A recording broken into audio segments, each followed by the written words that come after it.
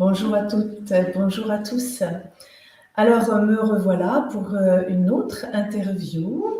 Aujourd'hui, nous sommes mercredi et chaque mercredi, je vous présente de lumineuses personnes qui œuvrent pour le bien-être de tous et le bien-être de la planète. Et j'aime les mettre en lien avec toutes les personnes qui sont en recherche de mieux-être.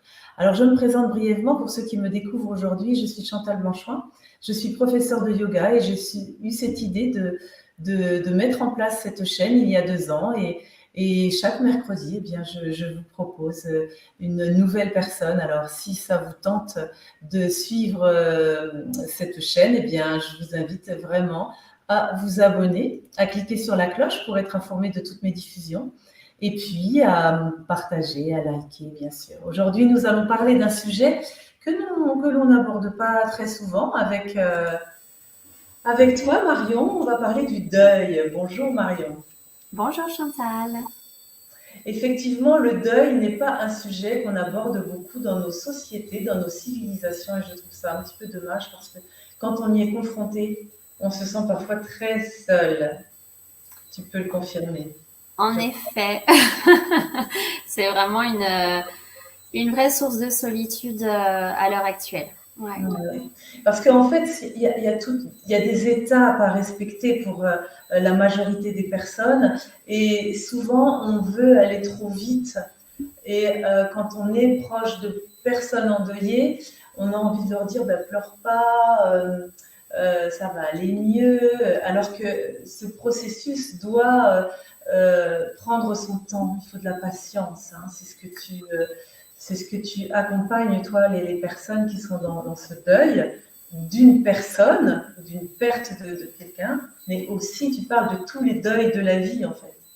Et ouais, oui, exactement. En fait, nous, en tant qu'êtres humains, le deuil, on y est confronté forcément à un moment donné.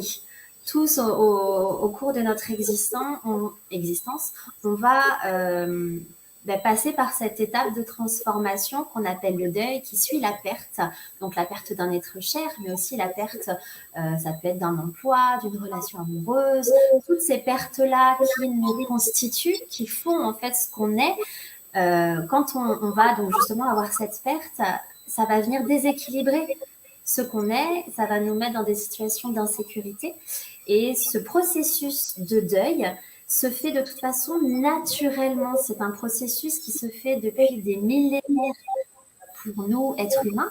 Et c'est un processus qui prend du temps, qui mérite en fait de prendre ce temps, de prendre soin de soi pour aller dans quelque chose, pour se transformer et décider en fait qui on a envie d'être. Et aujourd'hui, effectivement, la société, la culture dans laquelle on est aujourd'hui ne nous donne plus le temps de respecter ce processus de deuil. On veut vraiment venir le cacher, venir l'enfermer, venir le mettre de côté parce que ça nous met en insécurité, parce que ça montre des choses que la société ne veut pas voir. Et c'est une erreur. C'est une erreur parce que ce processus de deuil, il est tout à fait naturel et il fait partie de notre construction. Et de vouloir les enfouir, de vouloir les cacher aux autres, ne nous permet pas de nous reconstruire. Donc le deuil, il a vraiment toute sa place et c'est vraiment pour moi nécessaire de le remettre au cœur de nos vies, de nos existences. Il fut une époque où il y avait vraiment un accompagnement, il y avait des groupes, c'était un processus qui était vécu par les personnes et qui était accompagné. Ouais. Elles étaient entourées. Il y avait vraiment tout un partage, toute une mise en relation, une mise en lien en fait des gens. Et le deuil était vécu, on lui laissait le temps de se faire. Et aujourd'hui, dans la culture actuelle, c'est plus le cas. Qu'est-ce qui fait que du coup, on a squeezé ce processus alors qu'il est vraiment nécessaire et naturel?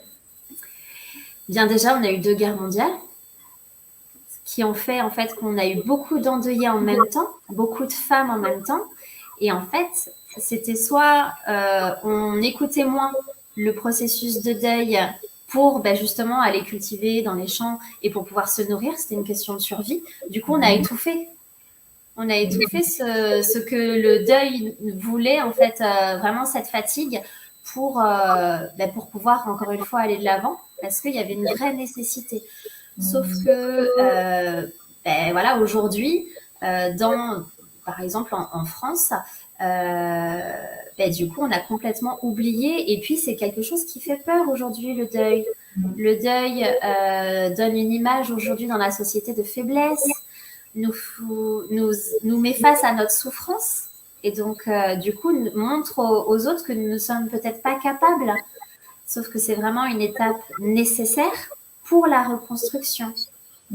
Donc, c'est vraiment, il y a eu ces guerres et puis il y a eu l'image que l'être humain aujourd'hui veut avoir vis-à-vis des autres, ce qu'il veut laisser percevoir et qui est complètement faussé.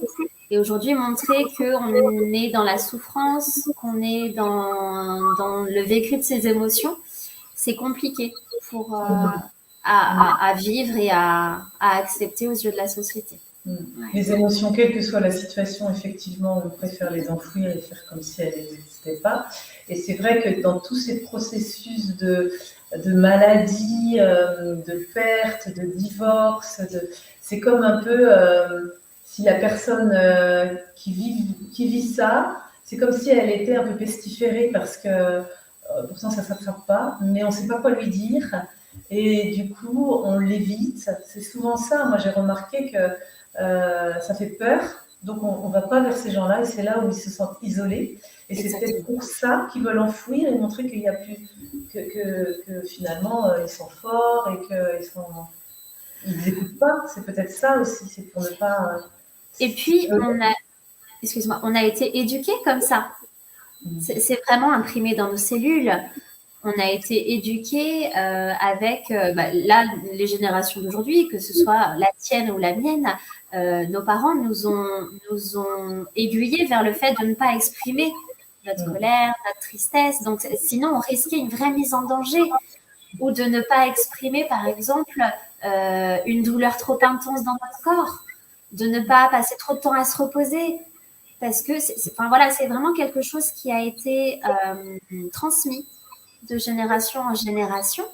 Et aujourd'hui, il faut justement redonner cette place. Elle est nécessaire parce qu'au bout d'un moment, le corps, quand on ne l'écoute pas au fur et à mesure, il va finir par lâcher parce qu'on va vraiment puiser dans des réserves et à un moment donné, il n'y a plus d'énergie pour continuer justement à avancer.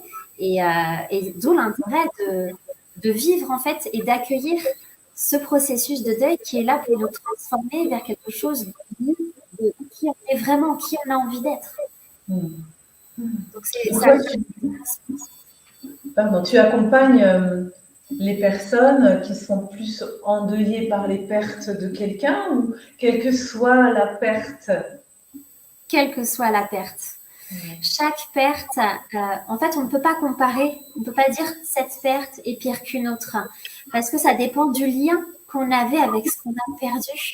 Quelqu'un peut être vraiment submergé par la perte de son emploi, parce que licenciement, ou voilà, parce que ça fait 25 ans que tous les jours, il se levait pour aller faire ça. Ça faisait vraiment une partie intégrante de ce qu'il était, de son quotidien, de sa construction intérieure.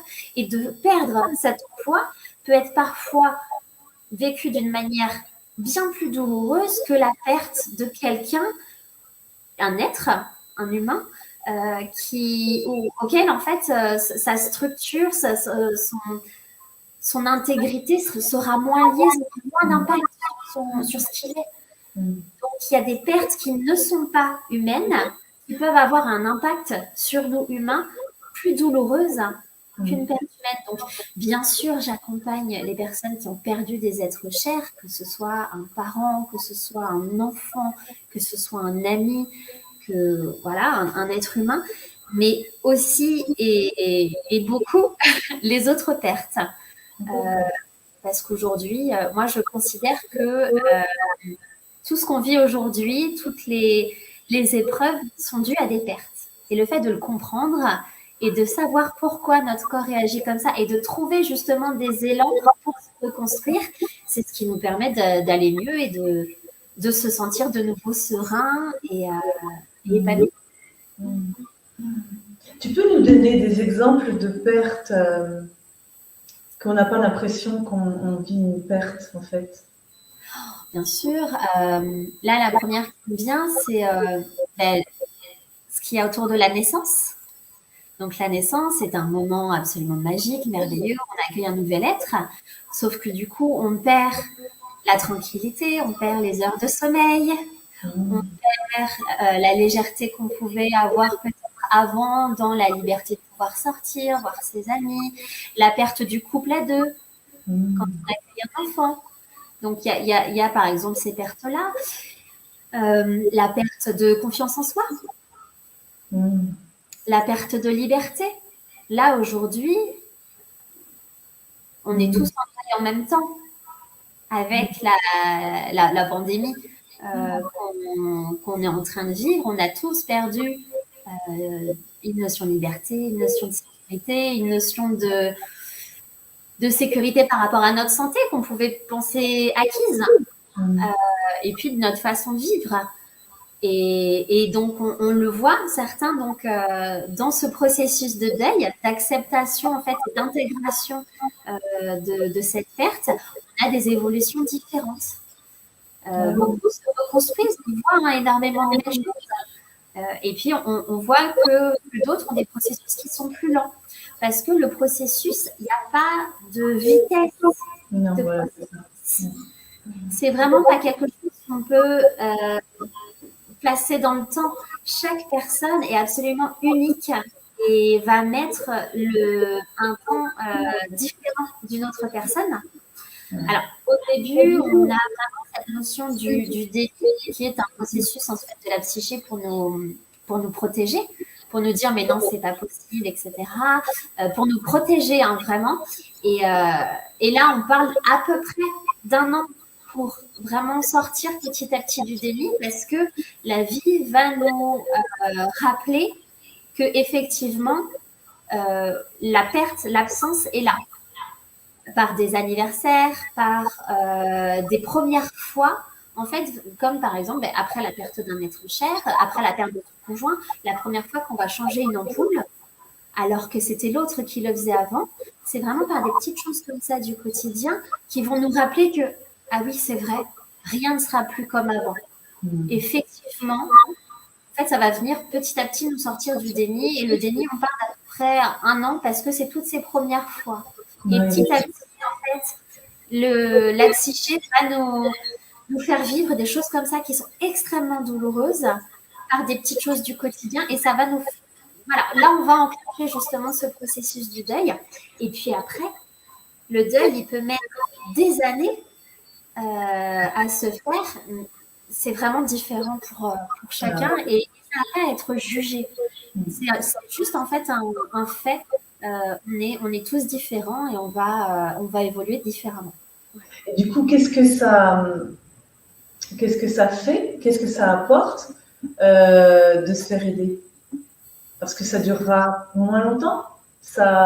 Qu'est-ce que ça... Parce que, en fait, je comprends que c'est un processus et qu'effectivement, toutes les premières fois, ça peut faire comme une bouffée de lucidité, de se dire « Ah oui, c'est vrai, c'est pas moi qui faisais ça. » Voilà, j'entends. Mais le fait de se faire aider, qu'est-ce que ça peut apporter dans ça? En fait, se faire aider, c'est se mettre dans un environnement qui nous permet d'être en confiance pour prendre soin de soi. Se reconstruire, que ce soit le fait de prendre soin de son corps, de libérer ses émotions, voilà, dans tout le processus du deuil, on va pouvoir le faire que quand on se sent en sécurité. On ne va pas réussir à prendre soin de soi dans un environnement où on n'est pas à l'aise. Et le fait de se faire accompagner, moi, je cherche vraiment à créer un cadre serein, paisible, où on se sent libre de déposer ce qu'on a à déposer. Que ce soit des souffrances physiques, que ce soit des émotions, qu'elles soient positives ou négatives, que ce soit des états d'âme. Je mets vraiment en fait en priorité le fait de se sentir libre sans être jugé, de déposer ce qu'on a à déposer. Parce que, encore une fois, je le disais tout à l'heure, le deuil isole et tout seul, on va pas pouvoir se libérer parce qu'on va pas s'autoriser à vivre ça, sachant que, par exemple, les émotions, elles sont nécessaires au processus de deuil. Il faut écouter son corps, il faut les vivre. Ce sont des émotions qui vont nous permettre de... C'est un moyen, en fait, les émotions, elles ne sont pas contre vous. C'est un moyen qui va libérer de l'énergie pour se reconstruire. Elles ne sont pas là pour nous détruire, elles ne sont pas là pour amener le chaos. Elles sont là pour nous reconstruire. Mais il faut parfois être accompagné parce que ça peut faire peur de vivre ces émotions. Et Oui, c'est tout à fait. Puis on n'a pas d'espace pour parler, on n'a pas d'espace. Et puis les amis, les conjoints, ils sont pas là pour ça. Donc c'est vrai que, en fait, c'est pour ça que j'ai créé cette chaîne, parce que j'estime qu'on devrait tous se faire aider, avoir un espace de parole, pas forcément en continu, mais à partir du moment où il y a quelque chose, il y a une tension dans le corps, effectivement, c'est qu'il y a distorsion, il y a dualité, il y a quelque chose qui doit émerger, mais qu'on ne sait pas toujours écouter. Et l'écoute bienveillante, hein, c'est une oreille d'un professionnel non jugeant, bienveillant. Ouais. Alors l'écoute, d'une part, mais pas que. Moi, je sais que personnellement, une écoute bienveillante, c'était pas suffisant pour moi à l'époque. Le deuil, pour être vécu, il faut qu'il soit vécu dans le corps. Parce que la perte, quand on nous annonce une perte, par exemple le décès d'un proche, le conscient, en fait, va nous protéger en nous disant ce n'est pas vrai, ça n'existe pas, ça ne peut pas m'arriver à moi, c'est pas possible. Et le premier qui va ressentir justement ce déséquilibre, c'est le corps. C'est notre corps qui va nous parler. Et pour justement enclencher ce processus de deuil, il faut prendre soin du corps. C'est là, en fait, qu'on va prendre soin de soi et qu'on va entamer justement ce processus par le soin du corps, donc par différentes pratiques, hein, que ce soit le yoga, par exemple, que ce soit d'autres pratiques, mais vraiment prendre soin du corps. Une fois qu'on a ouvert cette porte-là, ouvrir la porte des émotions et aller dans ce processus virtueux. Alors que si on ne prend pas soin du corps vraiment par des actes, on va le conscientiser, mais on ne va pas être dans ce processus justement de la guérison. D'accord. Et toi, tu proposes une écoute, donc des mots verbalisés, mais aussi du corps. Oui. D'accord. Comment tu procèdes alors, du coup? Alors, il y a vraiment, donc, par les mots, en fait, il y a des transmissions universelles. Donc, vraiment, déjà, qu'est-ce que le deuil? À quoi il sert dans l'humanité, la société? Il y a vraiment remettre les choses à leur place et à leur juste définition pour comprendre, en fait, comment on en est venu là, sans juger, hein, encore une fois. Il y a vraiment cet aspect-là. Il y a l'aspect pratique corporelle, parce que c'est par là que ça doit passer. Voilà. La relaxation, bien sûr. Après, avec vraiment différents outils, hein, la respiration, on en a parlé ensemble, par exemple, des postures de yoga. Ça passe par énormément de choses. Et puis, moi, ce que je mets beaucoup au cœur de mon accompagnement, c'est la créativité. D'accord. Parce qu'il y a vraiment, on va parler de plusieurs phases dans le deuil. La première, ça va être de réaliser la perte. Donc, c'est la plus douloureuse et c'est la plus longue. Où justement, on va entendre son souffler, on va se faire traverser par des émotions et c'est vraiment réaliser la perte. Et après, on va avoir envie et besoin de créer des choses, d'être dans l'action. Il faut savoir que depuis le début où l'humanité, en fait, a vécu la souffrance d'une perte, c'est là qu'ils ont commencé à faire de l'art. C'est là où les humains, en fait, ont commencé à créer des belles choses. Ils ont commencé à chanter, ils ont commencé à danser, ils ont commencé la peinture. Parce que c'est dans l'art, dans la créativité, qu'ils vont venir se libérer émotionnellement, venir se remplir de joie, se connecter vraiment à leur être profond. Et c'est par la créativité qu'on va savoir qu'effectivement, tout est possible demain et qu'on va pouvoir se projeter demain. Et on a besoin, en fait, de se projeter demain pour que l'absence dehors se transforme en présence dedans. Oui, tout à fait. Donc, il y a vraiment en fait une bascule qui se crée entre réaliser la perte et intégrer l'absence qui se fait par la créativité, à mon sens. Et aujourd'hui, c'est moi, ce que je souhaite vraiment, c'est de transmettre ça au plus grand nombre, que par la créativité, ils vont pouvoir venir se remplir et savoir ce qu'ils aiment, ce qu'ils ont envie en fait pour eux demain, et être capable d'apprécier un coucher de soleil, de, de se remplir de joie avec le chant d'un oiseau ou en faisant un parterre de fleurs, par exemple. C'est comme ça en fait qu'ils vont se nourrir de choses, et qu'ils ils vont regagner cet élan de vie, et se sentir de nouveau entier. En fait. C'est beau. Et du coup, c'est en séance individuelle que tu proposes ton accompagnement et en groupe aussi. Ouais, alors je mets vraiment beaucoup d'importance sur le groupe parce que le groupe a une énergie qui est très particulière. Et comme on l'a dit tout à l'heure, le deuil isole. Le fait de faire des ateliers, mais en fait, les personnes se rendent compte qu'elles ne sont pas seules. Ouais. On est nombreux vraiment à vivre le deuil, et de se mettre ensemble, eh bien, ça crée une dynamique aussi qui est très très belle. Donc, je fais aussi un individuel, bien sûr, mais j'aime beaucoup la cohésion de groupe. D'accord, ok. Donc on en reparlera tout à l'heure. Et du coup, tu as d'autres cordes à ton arc. Tu utilises l'aromathérapie, je crois. Oui, j'utilise beaucoup donc les huiles essentielles. D'accord. Qui pour moi a été le premier outil personnellement pour m'accompagner. Parce que voilà, elles ont cette possibilité de prendre soin du corps, de libérer les émotions, d'amener de la créativité, de se reconnecter à qui on est vraiment. Et moi, les huiles font partie de moi, et je ne peux pas en fait ne pas les transmettre aujourd'hui. Ça serait égoïste, on va dire. Elles font vraiment partie de mon accompagnement. Ouais. C'est une clé, on va dire. Ouais. Une clé importante. Et du coup, autre chose, quand tu fais des séances individuelles? Eh bien, je suis énergéticienne.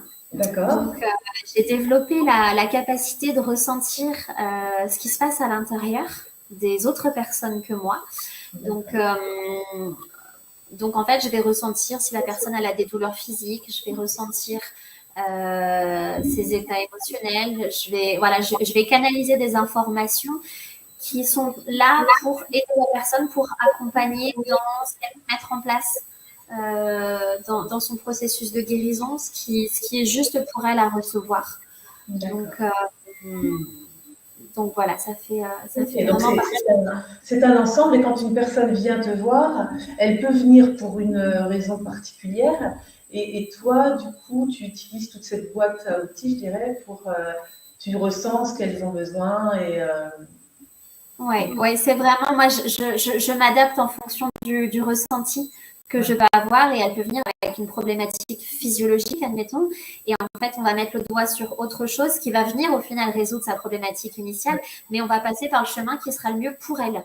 J'ai pas de séance type parce qu'on est tous différents. Donc, ça s'adapte vraiment à chacun. Ouais. Donc, tu fais en présentiel, tu habites où, Marion? Alors, moi, j'habite en Vendée. D'accord. Sur la Roche-sur-Yon. J'ai un cabinet donc sur la Roche-sur-Yon où je reçois en présentiel, et je fais aussi des accompagnements à distance, donc pour des séances énergétiques, donc les canalisations des causes de blocage, pour des conseils en aromathérapie, bien sûr. Donc, et l'accompagnement au deuil, on peut le faire également donc en visio. J'ai une très très grosse préférence pour le présentiel. Mais bon, pour les personnes qui n'ont pas la possibilité de venir jusqu'à moi, ou je ne me rapproche pas forcément d'eux dans le temps qui est juste pour eux, il y a cette possibilité-là. Voilà, je ne l'exclus pas. Ok. Et donc, du coup, par rapport au groupe, tu cherches des salles? Oui. Je cherche éventuellement les gens qui te regardent, si par exemple, je ne sais pas, ils voulaient faire un atelier dans une entreprise ou une mairie pour leur commune, parce que je trouve que c'est intéressant quand même, parce que ça concerne tout le monde, hein, ce thème. Tu es preneuse de propositions comme ça, je crois. Oui, effectivement. Je cherche des salles, des lieux pour organiser justement ces ateliers. Donc là, il y en a un que j'ai nommé Vivre les émotions, vraiment dans le cadre du deuil, où justement je cherche des partenaires, des lieux pour faire ces ateliers-là, pour me rapprocher justement des personnes qui ne seraient pas forcément autour de moi, donc en Vendée. Donc voilà, je recherche des lieux sympas, lumineux, pour recevoir des groupes de personnes pour pouvoir les aider au mieux. Ouais. Donc, c'est des salles de quelle taille à peu près que les gens sachent un peu si... Alors après, ça dépend de la taille des groupes, mais des groupes entre 8 et 10 personnes, ça reste des groupes qui sont agréables. Et puis, on va dire des salles entre 50-60 mètres carrés pour être à l'aise. Ok, on fait un appel. Hein, si vous connaissez des gens qui seraient intéressés par ce thème, franchement, je trouve que c'est intéressant ce que tu proposes. Et n'hésitez pas soit à mettre un commentaire, soit à contacter Marion directement. Et donc, du coup, moi, comme vous le savez certainement, j'ai une salle à la maison. Et j'ai proposé à Marion de lui prêter. Et donc, du coup, on a fixé une date. Je te laisse en parler, Marion, du coup. Oui. Alors, je prends mon agenda parce que je ne sais plus la date. Le 29 avril. Merci. Donc, le 29 à 17h30, hein, c'est ça? De 14h à 17h30. Oui, c'est ça, 29 avril, donc 14h, 17h30, donc chez Chantal, à Saint-Barthélemy d'Anjou, où du coup, on va vraiment parler dans cette spirale du deuil du rôle des émotions. Vraiment, on va faire, on va dire, un zoom sur cette partie émotionnelle où on va aller voir justement dans ce côté universel pourquoi les émotions, on les vit, dans quel but, quels sont leurs rôles. Vraiment dans cette partie, on va dire théorique, mais qui est nécessaire à la compréhension justement de ce qu'on peut traverser. Et puis, donc de la relaxation, des pratiques corporelles. Vous allez pouvoir créer également un outil pour vous aider justement à vivre ces émotions de manière plus sereine. Donc voilà, c'est vraiment de créer une zone confortable avec une écoute sans être jugé et de vous transmettre en fait des outils, plusieurs outils pour qu'après vous puissiez choisir ce qui vous plaît. Parce que des choses qui vont plaire à certains ne vont pas plaire à d'autres parce qu'encore une fois, on est tous différents. Donc, mon but, c'est vraiment de vous faire cette transmission et de vous ouvrir une porte. Ouais, c'est vraiment ça, d'ouvrir une porte et d'éclaircir un chemin et vraiment de venir vous accompagner, vous soutenir pour vous guider dans la bonne direction de votre construction. Ne pas rester seul surtout. Ne pas rester seul et puis ce que vivent les endeuillés, c'est normal, c'est humain. Et vraiment se déculpabiliser d'avoir ces ressentis, d'avoir ces symptômes ou après, c'est normal. En même temps, si ça dure vraiment très très longtemps, est-ce que il y a quelque chose là qui n'a pas été peut-être écouté, approché parce qu'il y a des personnes hein, qui sont mal pendant plus de 10 ans, hein, je dirais. Hein. Oui, bien sûr. Alors, il y a deux choses. Alors, il peut y avoir un traumatisme qui a été vécu et du coup qui bloque le processus. Donc là, c'est bon de se faire accompagner par des thérapeutes, des praticiens, justement dans la gestion des traumatismes. Donc, je pense par exemple à la méthode JMV, à l'EMDR, à l'EFT par exemple, qui permettent justement de libérer ces traumatismes. Et puis, il y a justement, souvent, moi, ce que je remarque, c'est les personnes qui sont, on va dire, bloquées dans le processus, c'est qu'elles ne s'autorisent pas à vivre la porte émotionnelle. Et du coup, elles n'ont pas l'énergie qui renaît en eux pour avancer. Parce qu'encore une fois, comme je disais, les émotions, elles sont là pour libérer l'énergie, pour aller de l'avant. Elles ont chacune leur énergie propre. Et souvent, les personnes qui sont, on va dire, bloquées dans une des spires du deuil, c'est qu'elles ne s'autorisent pas à les vivre ou qu'elles n'ont pas non plus l'accompagnement adapté pour être en confiance pour les vivre. Ouais. Oui, parce que c'est souffrant, hein, c'est souffrant. Et plus c'est long, plus j'ai l'impression que euh, on n'en parle pas parce que du coup, on n'ose plus en parler. C'est ça. C'est comme si c'était plus légitime, c'est compliqué. Oui, puis on n'a pas envie de déranger les autres, d'être un poids pour les autres. Souvent, c'est ce qui ressort. Donc, quel que soit votre cas de figure, si vous vous sentez dans ce besoin-là de vraiment aller le voir d'un peu plus près et que tout seul vous ne réussissez pas, je vous invite vraiment à faire partie de ce genre d'atelier. Donc, à la maison, c'est donc fin avril, à Saint-Barthélemy, c'est tout près d'Angers. Mais je vous dis, si vous avez des possibilités à proposer à Marion, non, je souhaiterais. Est-ce que tu as autre chose à ajouter par rapport à ça? Parce qu'on pourrait converser encore et encore, parce que c'est un sujet qui me semble assez universel, passionnant, et ça concerne tout le monde. Donc, mais bon, bien qu'on s'arrête, je ne sais pas, est-ce que tu as quelque chose à ajouter? Eh bien, déjà, donc, Chantal, merci beaucoup, d'une part. Et puis, pour tous ceux qui nous écoutent, je voudrais vraiment vous dire que prendre soin de soi, c'est se donner le temps et les moyens de se transformer pour devenir qui on a envie de devenir. C'est vraiment nécessaire de prendre soin de soi et effectivement, l'accompagnement que je propose permet ça. Donc, accordez-vous le fait de prendre soin de vous.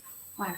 Donc, j'espère vous voir nombreux sur les ateliers. Ou, si vous avez des contacts pour me recevoir, je prends aussi. Merci de préciser ça parce que c'est vraiment mon leitmotiv. Écoutez ce qui se passe en soi. C'est pas pour rien que c'est là. Donc, allez, voilà. Et merci beaucoup, Marion. Merci. Et puis, je te dis du coup à très bientôt. Pour les inscriptions à cet atelier, on va mettre ton site et donc du coup, les gens te contactent. Oui. On est d'accord. Les gens peuvent me contacter, que ce soit sur les réseaux sociaux ou par téléphone ou par mail. Okay. Très bien, super. Bon, ben, allons-y. À très bientôt, Marion. Je te remercie. À bientôt. Au revoir. Au revoir. Oui, le deuil, c'est vraiment un sujet qu'on aborde peu. Donc, j'étais vraiment très heureuse quand Marion m'a contactée parce que ça m'a aussi touchée de près, moi, le deuil, et ça nous touche tous de près un jour ou l'autre. Et dans notre quotidien, effectivement, moi, je ne pensais pas que c'était des petits deuils que je vivais au quotidien, à chaque chose qu'on lâche, qu'on perd. Et effectivement, je trouve l'approche très intéressante. Donc, ça nous concerne tous. Donc, n'hésitez pas à en parler autour de vous. Si cette vidéo vous a plu, eh bien, vraiment, je vous invite à la partager parce que je suis persuadée qu'il y a des personnes autour de vous à qui ça fera grand bien. Et likez, abonnez-vous, parlez de cette chaîne, j'ai besoin de vous. Et j'espère que on se revoit très vite, mercredi prochain certainement. Prenez soin de vous. Comme l'a dit Marion, c'est le plus beau cadeau que vous puissiez vous faire. À très bientôt. Au revoir.